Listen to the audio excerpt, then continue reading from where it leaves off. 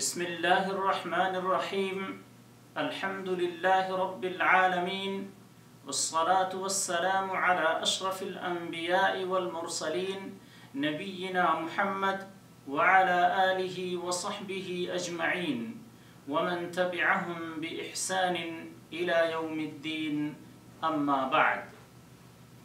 موضوع سخن ہے قرآن کریم پڑھنے کی فضیلت. اس موضوع کے ضمن میں بہت ساری حدیثیں آئی ہیں. 2-4 حدیثیں صرف آپ کے سامنے پیش کر رہے ہیں.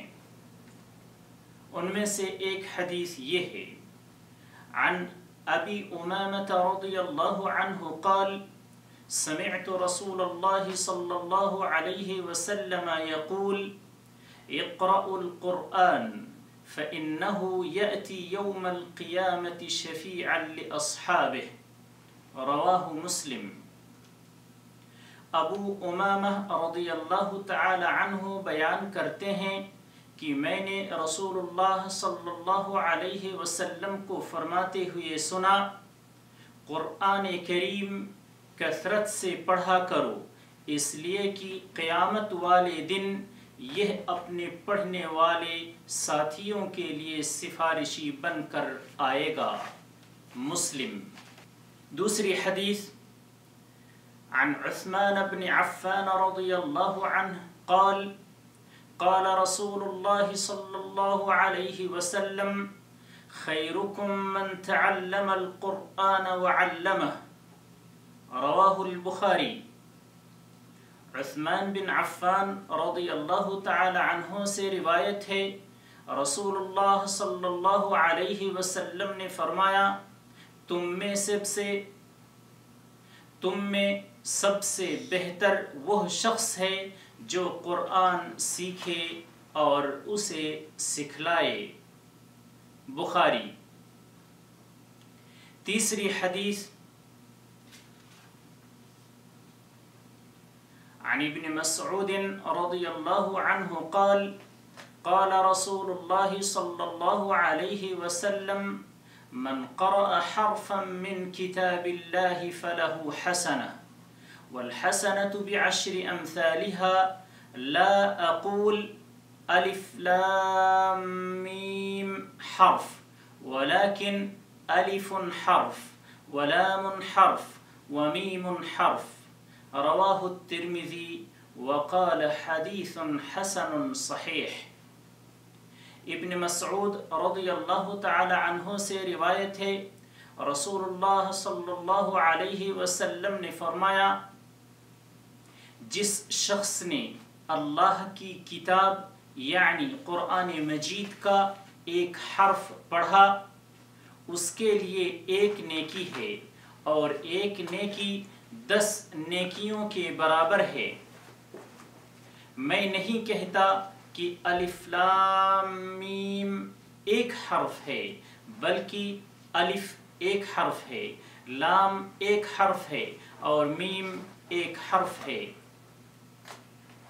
اسے امام ترمذی نے روایت کیا ہے اور کہا ہے اس کی سند حسن صحیح ہے.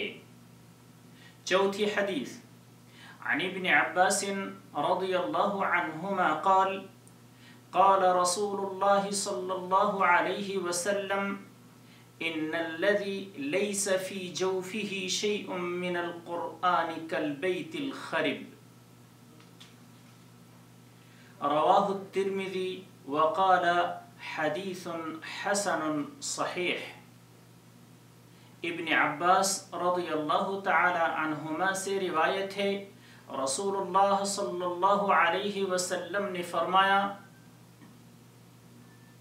بے شک وہ شخص جس کے دل میں قرآن کا کچھ حصہ یاد نہ ہو، ویران گھر کی طرح ہے.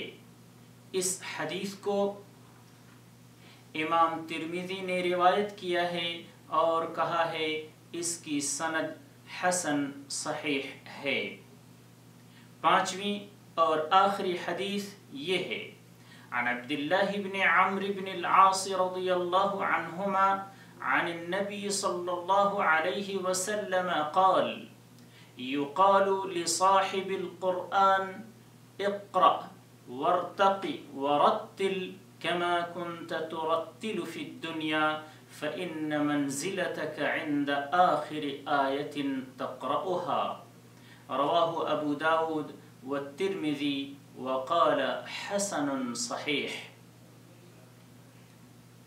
عبداللہ بن عمرو بن عاص رضی اللہ تعالی عنہما سے روایت ہے، نبی اکرم صلی اللہ علیہ وسلم نے فرمایا، روز قیامت صاحب قرآن یعنی قرآن پڑھنے اور اسے حفظ کرنے والے سے کہا جائے گا، قرآن پڑھتا جا اور درجے چڑھتا جا اور اس طرح آہستہ آہستہ تلاوت کر جیسے تو دنیا میں ترتیل سے پڑھتا تھا، چنانچہ تیرا مقام وہ ہوگا جہاں تیری آخری آیت کی تلاوت ختم ہوگی۔